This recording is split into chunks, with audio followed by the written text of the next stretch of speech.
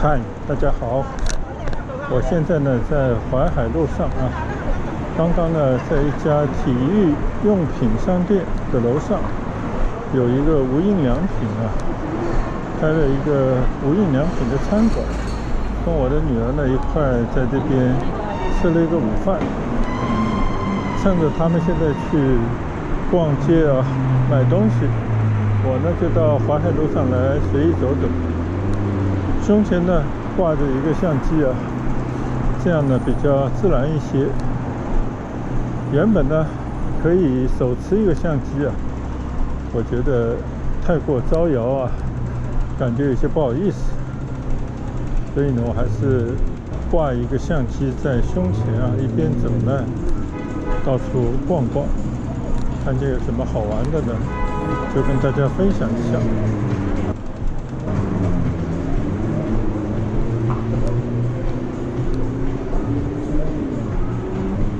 淮海路呢是我非常熟悉的一条马路啊，当时也是作为一个卢湾区长大的孩子啊，即便是在当年贫困的那个岁月，也是把这边当成一个高端的地方，时不时呢都会走路到这边来逛一圈。虽然这条路啊已经改得很多了啊，但是基本的这个路面呢，这个宽度啊还跟以前一样。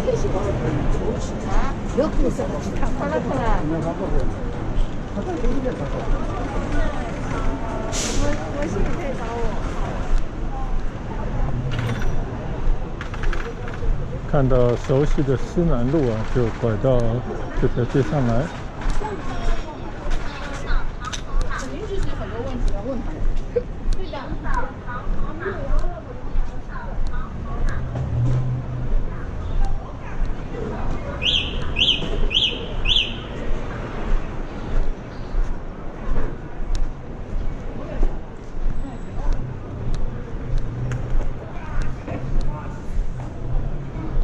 这里有一家圣心汤圆啊，是一家小酒馆。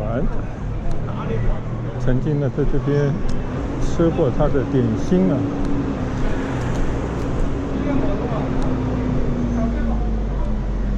思南路呢很窄啊，尤其是这一段呢只能是单行了啊。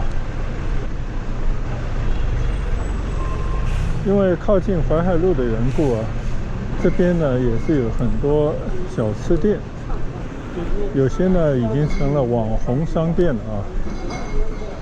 记得以前和老同学见面呢，也会到这边来找一个店吃点东西聊聊天。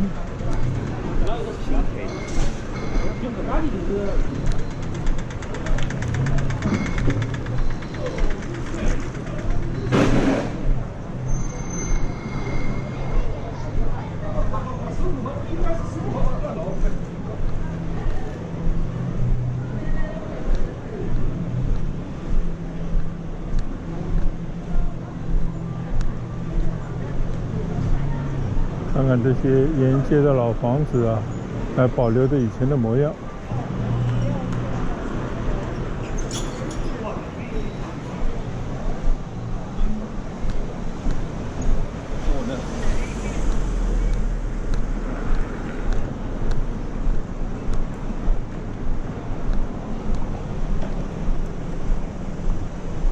那天呢，骑车也骑过这个思南路啊。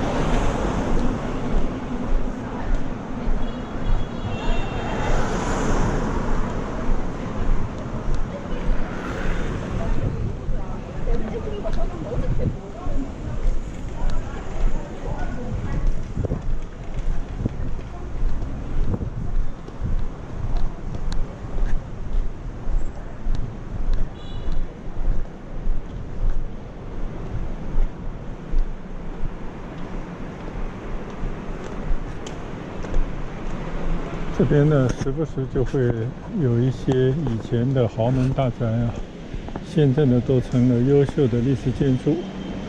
像这一个房子啊，感觉还是鹤立鸡群的感觉。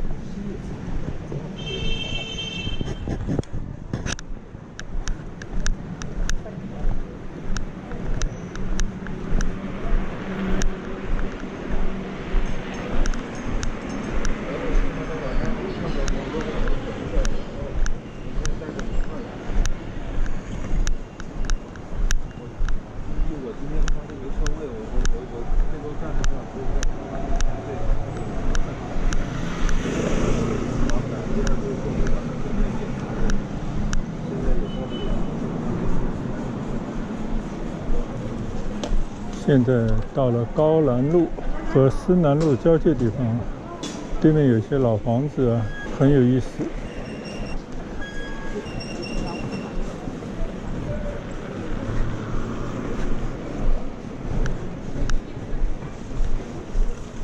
高兰路这边呢，有个复兴公园的一个侧门，准备呢看看能不能进到里边去啊，转一转。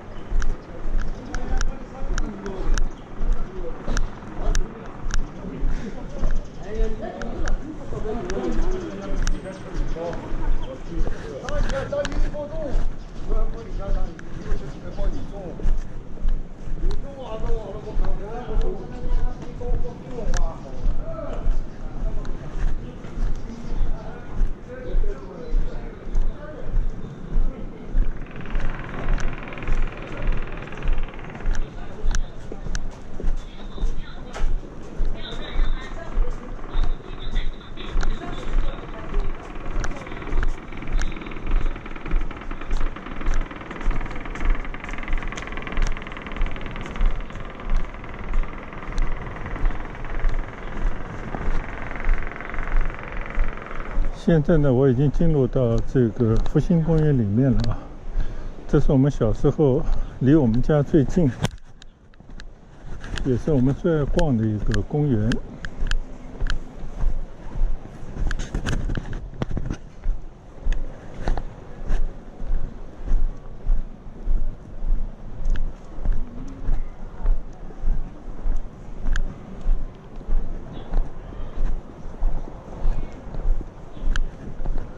和思南路一样啊，走在复兴公园呢，就可以感受到一种老的味道。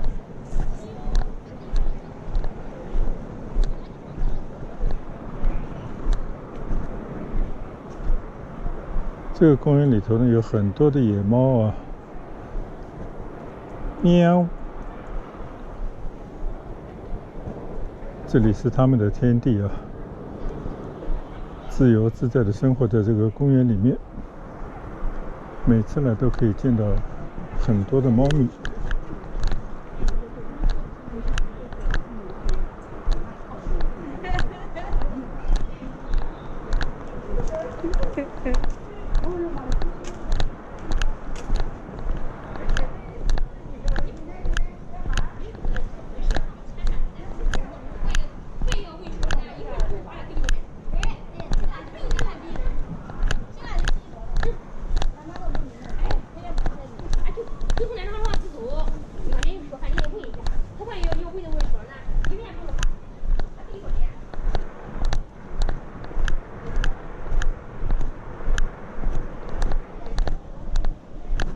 在公园的小道里面走一走啊，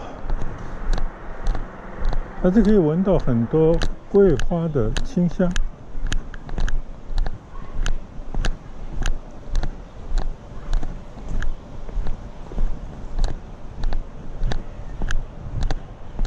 看来整个公园呢还在修整之中，而且呢，靠马路的那些公园的围墙啊，现在都把它拆除啊，变成一个打开的景观。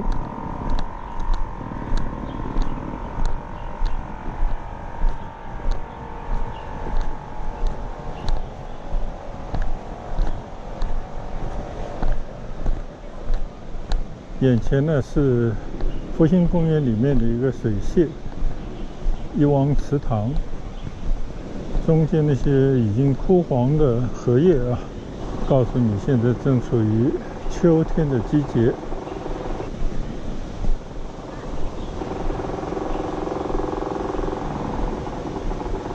这个小湖里面还是有很多的金鱼，非常熟悉的老环境。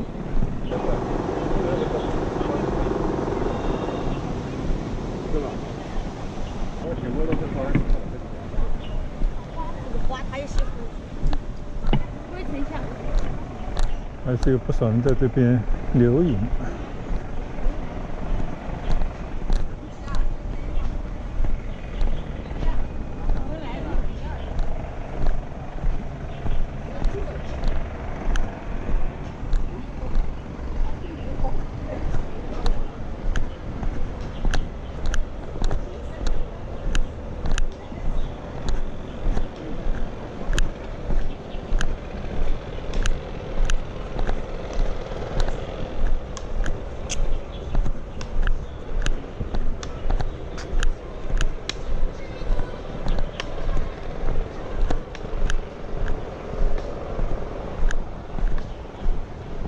最美的呢，就是这条公园里面的林荫大道啊，两边的梧桐树呢，我估计2个人都未必能够抱得起来。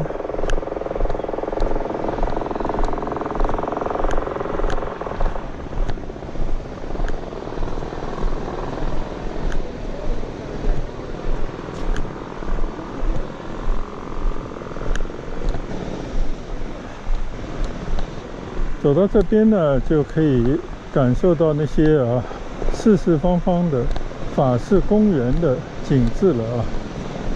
我们走到前面去看一看。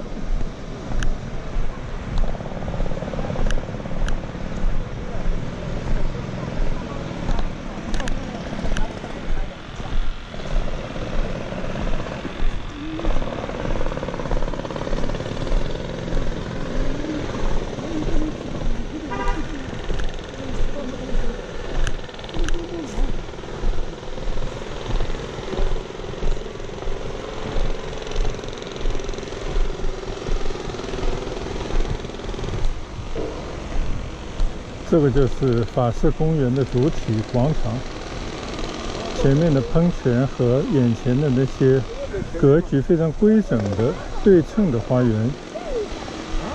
我们随便找一处走一走啊。包括这些植物啊，以前我们小时候就有，种类都是一样的。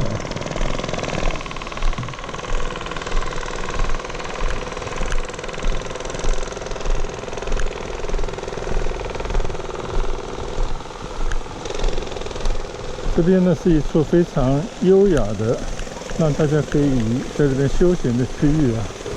你看那些长椅上面都是上了年纪的一些人，到这边呢可以回味一些老味道。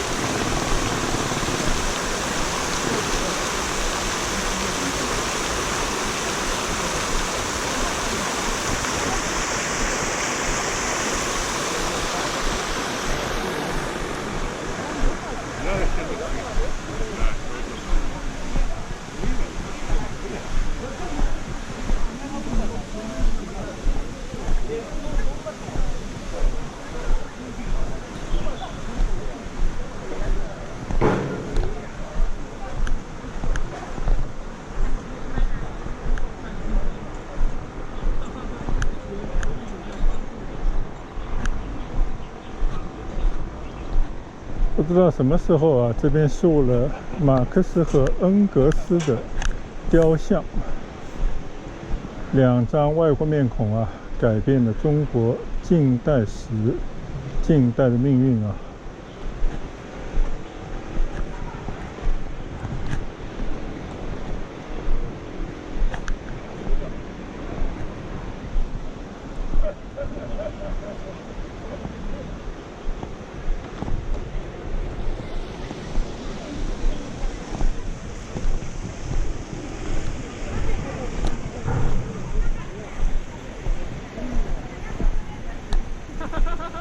和中式的园林不一样的，西式的那些园林啊，更多的就是开放式的，除了树木以外呢，就是草坪。整片的大草坪呢，是西式公园的特色。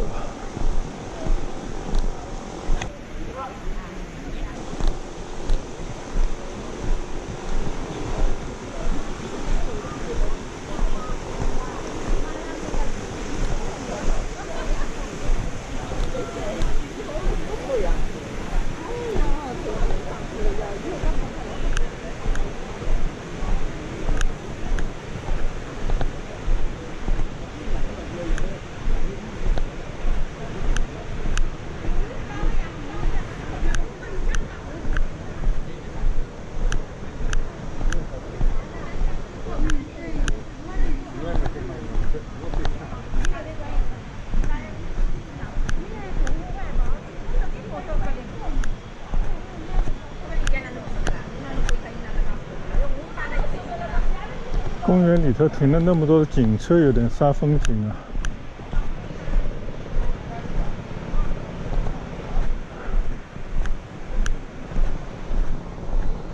前方呢，应该有一处玫瑰园啊。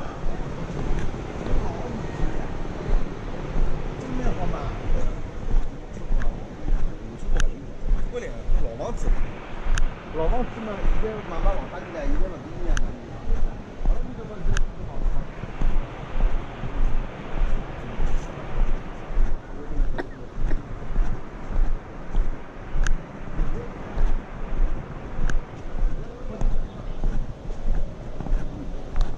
眼前呢就是玫瑰园了啊。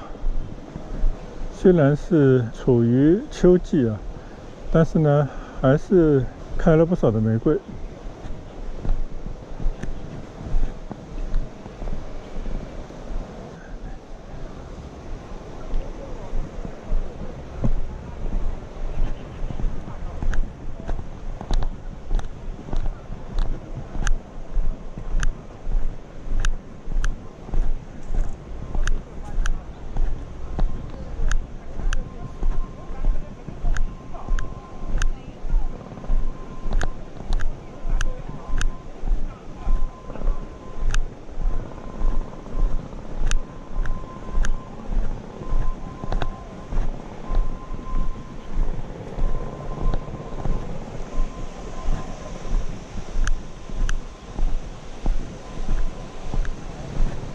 这边呢还有一个小喷泉，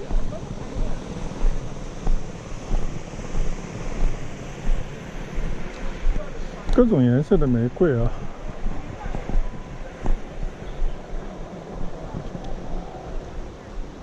粉色的大朵的玫瑰，黄色的玫瑰，还有紫红色的玫瑰啊，甚至还有白玫瑰。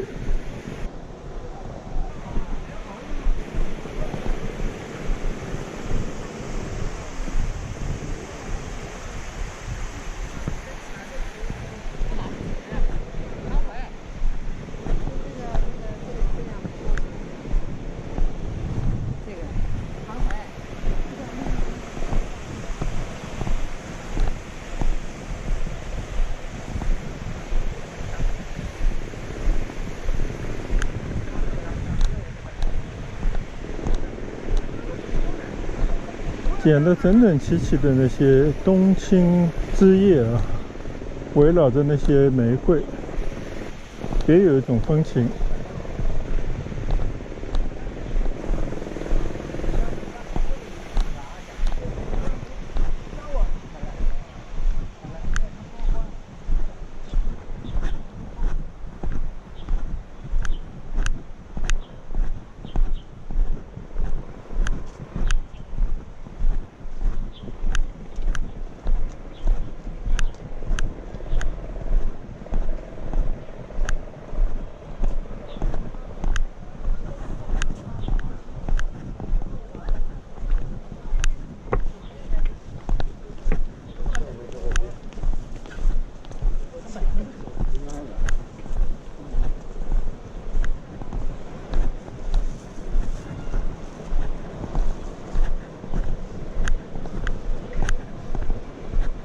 复兴公园呢有好几个大门，高兰路这边呢应该是最小的一个，我们还是从原路返回。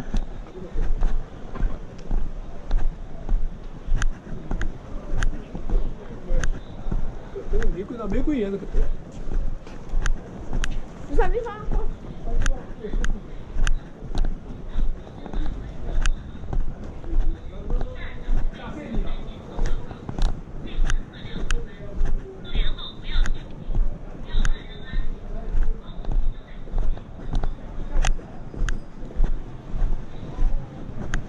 左手边的这栋房子呢，其实是有相当来历的，应该是张学良以前在上海的公馆。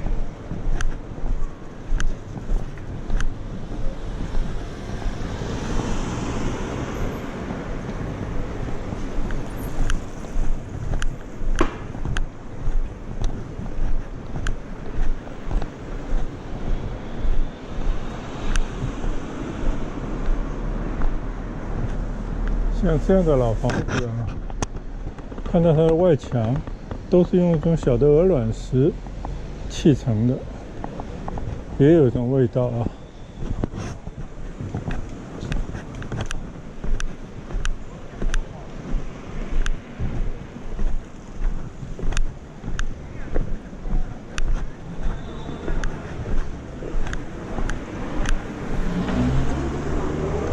1年的。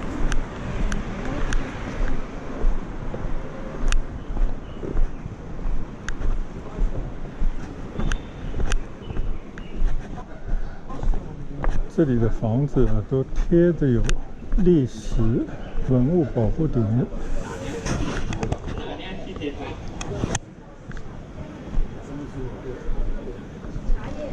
这边还有个咖啡店，很漂亮。卢湾名胜咖啡，古董花园，平安里的牌子啊放在下面。这家咖啡店非常有情调啊！这个就是上海的老味道。看看这个大门，跟任何英国伦敦的那些老咖啡店没有什么区别。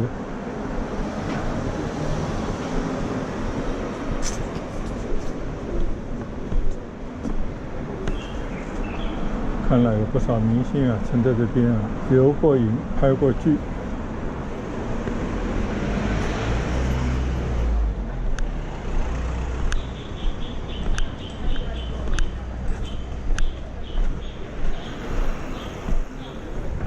这边呢，其实已经是人家家里了，我们不能随便进去，在门口张望一下。你看这个老房子啊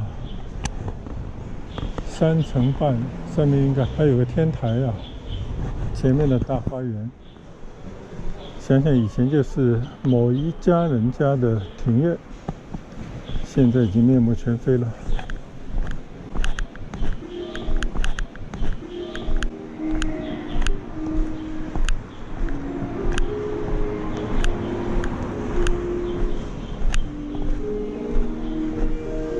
当年卢湾区的学校向明初级中学也是一间名校啊，但它的本部应该是在淮海路的北边。走到对面去看一看，就在这所学校的边上呢，是中国的一位伟人，中华民国的国父孙中山在上海的故居。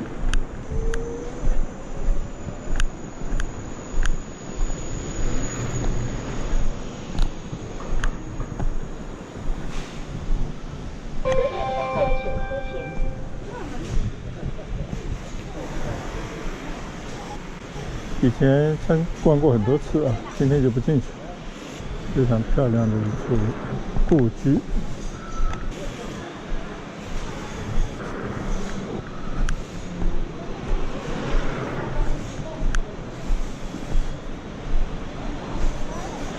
对面的老洋房啊，还在装修过程当中。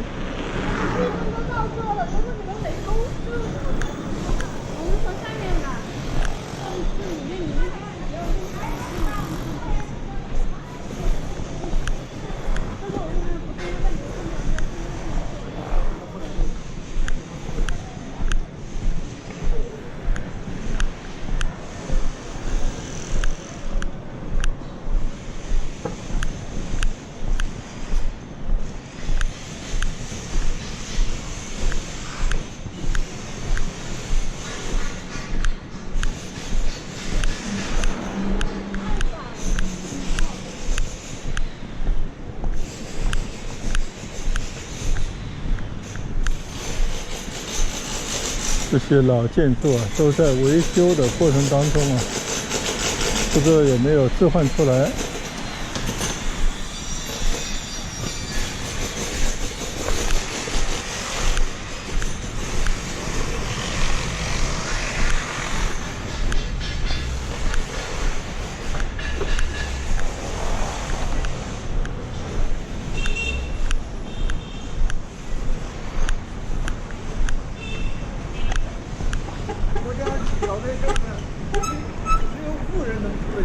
转眼呢就到了思南路复兴中路的入口了，可以看到对面那些老房子啊，修缮一新啊，现在变成了各种各样的商店。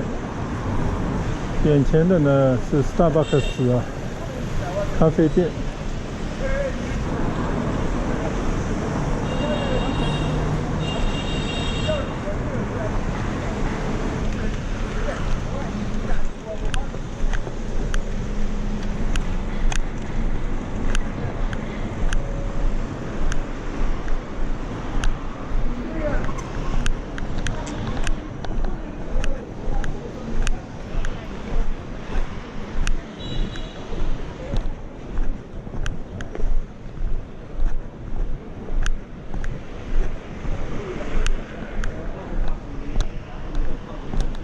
左手边呢就是思南公馆啊，其实就是把一些老的房子呢集中起来修缮，变成了一个小的啊可以步行的街区。在这个对面呢是一家餐馆，占了整栋的花园大宅。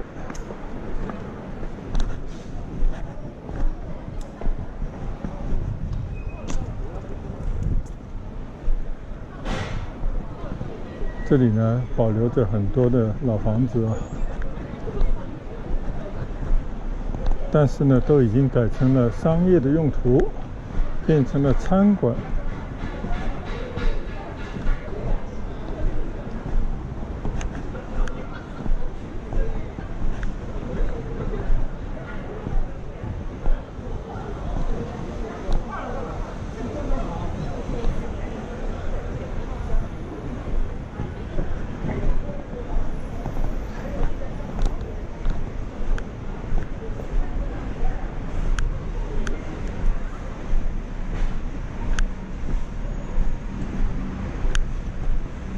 这边的墙上呢有一个指示牌啊，思南公馆的商户的指南，有很多的一些餐饮，还有其他的一些时尚的店铺啊，占的面积呢还不小。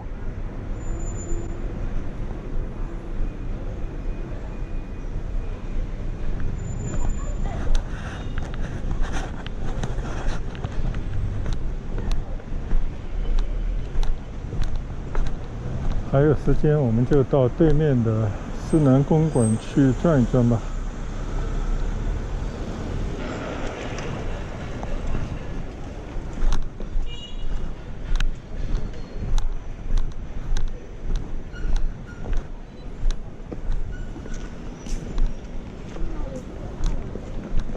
50几号在前面。好。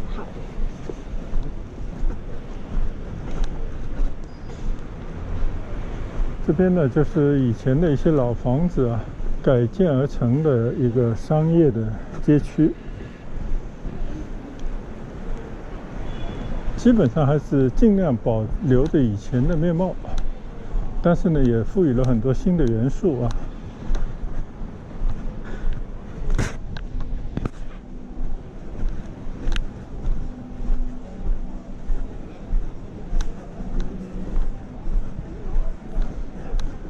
其实呢，现在主要就变成了一个饮食啊和一些时尚卖各种各样的时尚用品的商店街区了。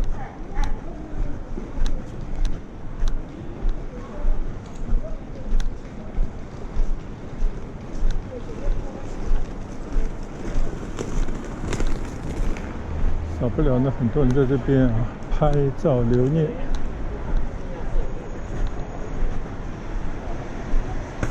像这种啊墙壁啊，我不清楚是当年建的时候就是这个样子的呢，还是按照当年的这种样式重新修复，是不是就当年的面貌呢？这个我也不得而知啊。但是好多都变成了这样的一种外墙面。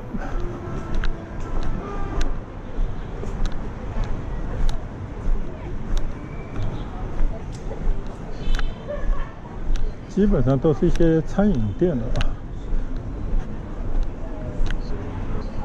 像这种的装修呢，就是应该不是以前那个样子了啊，但是是一种相对还是复古的一种外墙的样子啊。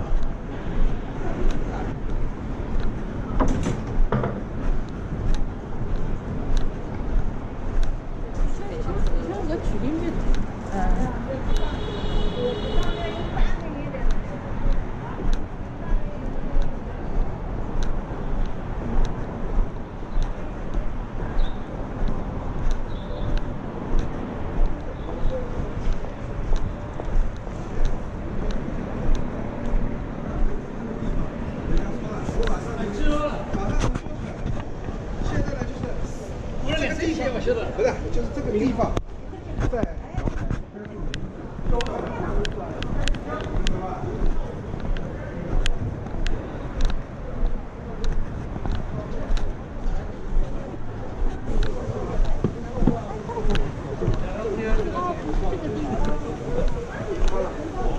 花了好多年了吧？啊。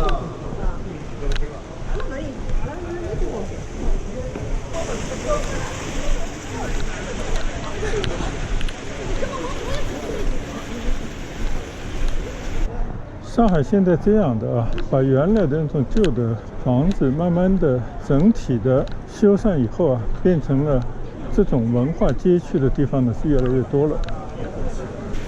拆掉了一部分啊不值得保留的建筑，然后呢也换了新装，也建了一些现代的商业的楼宇。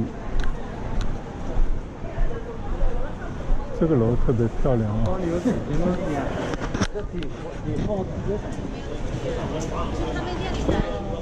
边上的就是新建的玻璃幕墙的商厦，有一种强烈的对比。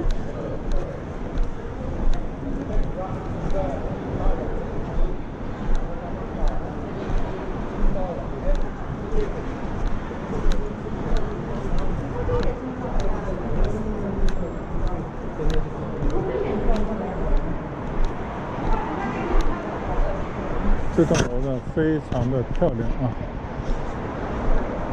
现在西南两个字变成一种生活方式啊。这边有专门的介绍。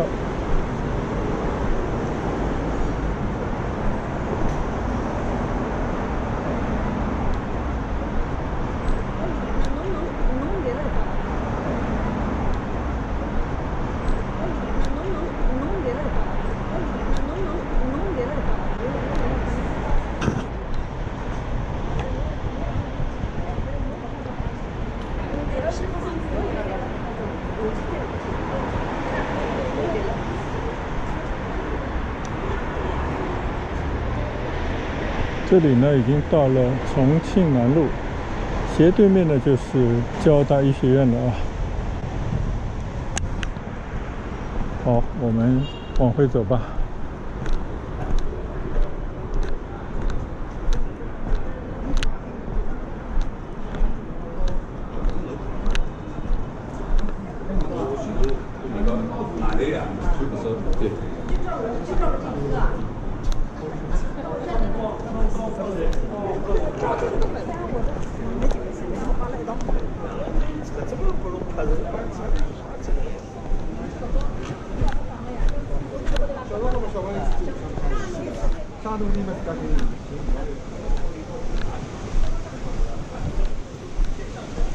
在上海呢，咖啡已经成了一种时尚文化。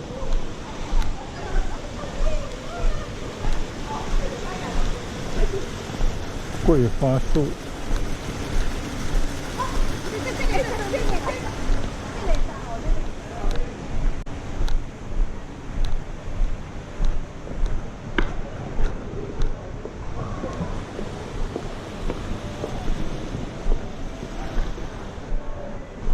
思南露天博物馆，到这边来看一看啊。思南露天博物馆的地图。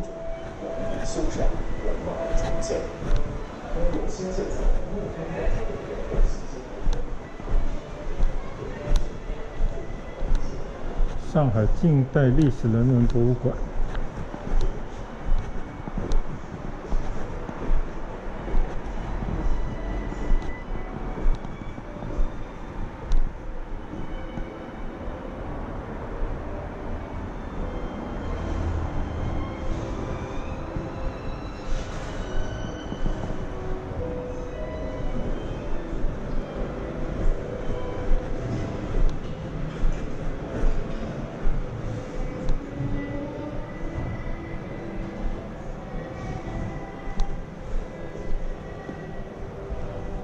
很多名人呢，曾经在这个街区生活过。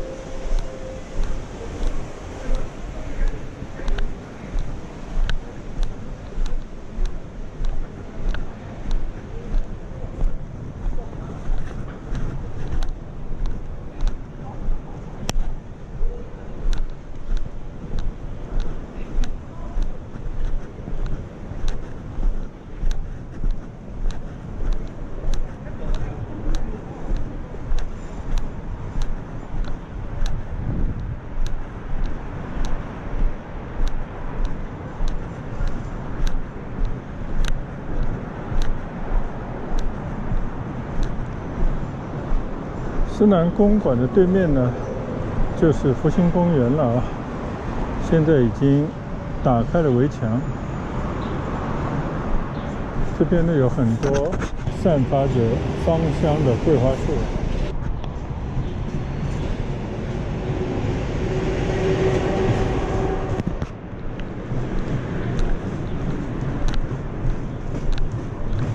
如果有人要问我上海是什么味道，其实就是秋天的桂花的味道。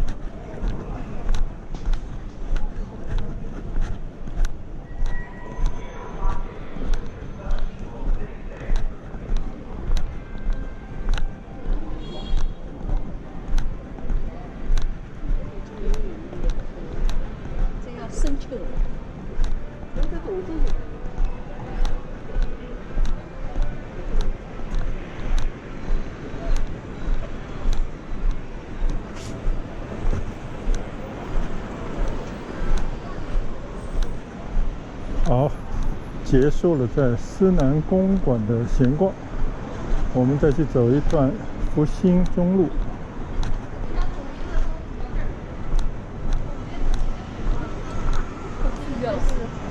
捅完之后你。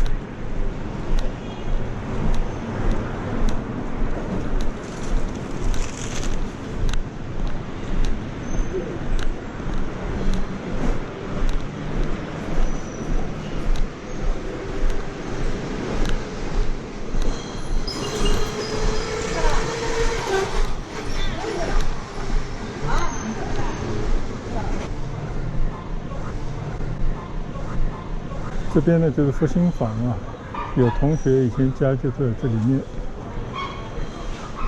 好久没来过这边了。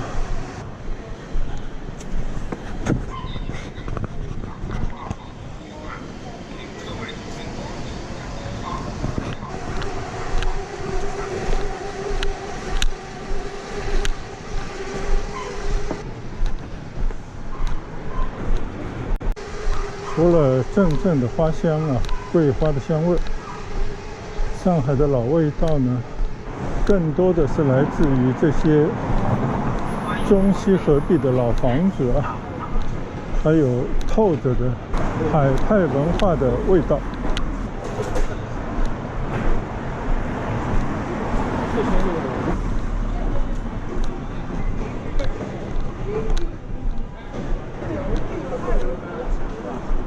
像我长乐路那边的房子就是这样，我把它提供南面。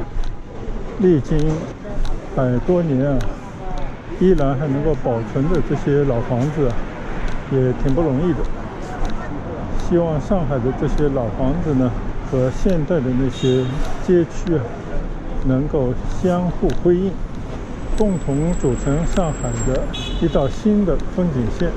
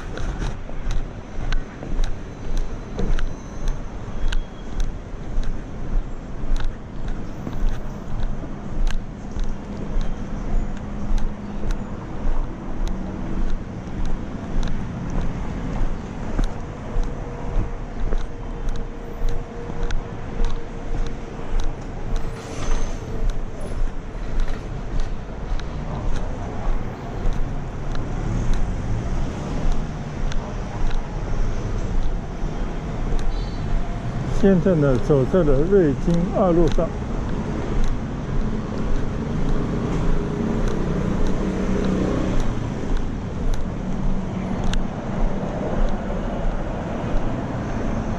都是有着这些老味道的房子啊，只不过呢，这些房子的主人早就不知所踪啊，大部分的建筑呢已经是物是人非了。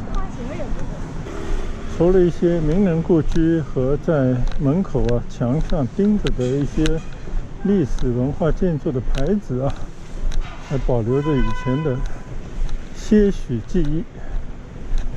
那些曾经的主人呢，都已经没于历史的烟尘之中了。他妈没出来。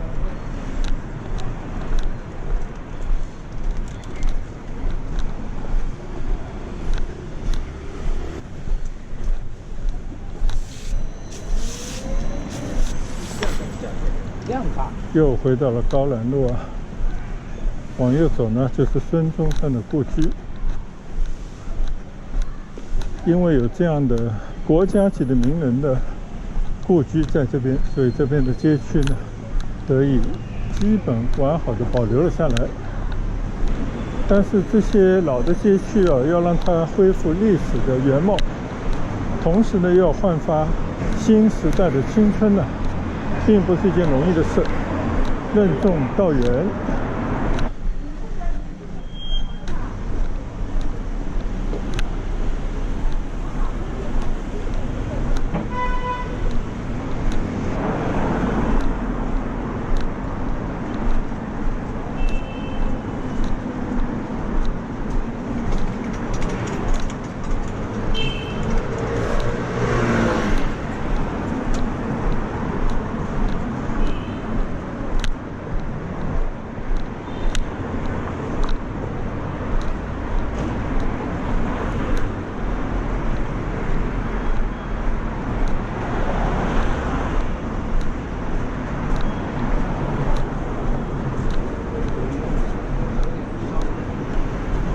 老房子老味道呢，值得回味啊。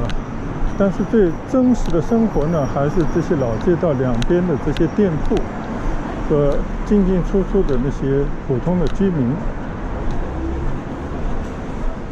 从这些店铺和在这些店铺里面进进出出人们呢，就可以感知到当地人的生活的一种状态。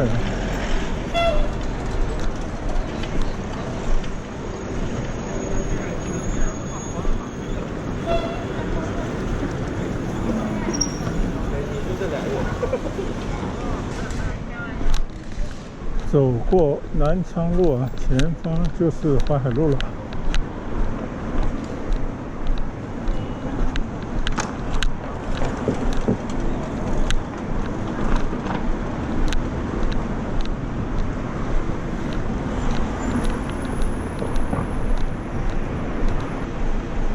差不多呢，又回到了我今天步行出发的起点。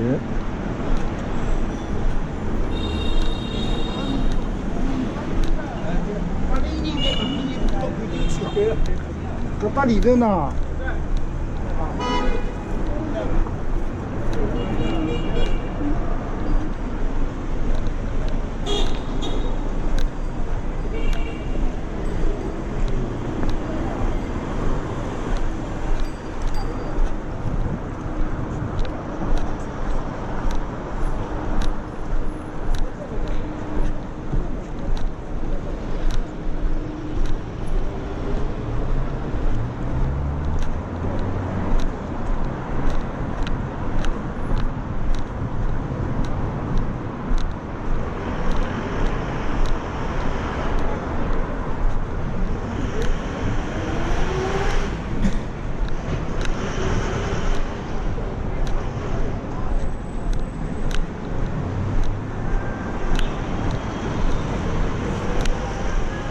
这边呢，已经来到了淮海中路上啊，可以看到以前的公寓啊，依然是保持一个非常好的样貌啊。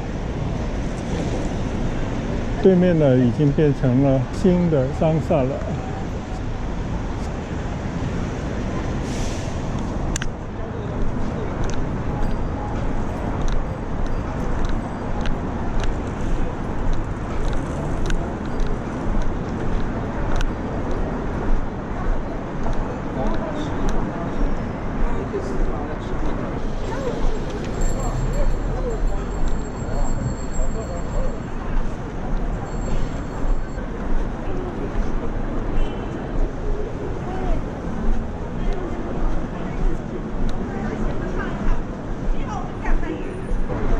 继续再走几百米呢，就到了我和家人会合的陕西南路地铁站的附近了。今天呢，有这样的机会在上海的淮海路上闲逛啊，尤其是呢转入到思南路、思南公馆这一带呢，领略了以前的那些老式的房子和遗留的文化的味道，也是一次愉快的漫步啊。所以在这边呢，就跟大家道一声再见啊！现在呢，我就结束在淮海路附近的步行，谢谢大家的支持和观赏，再见，拜拜。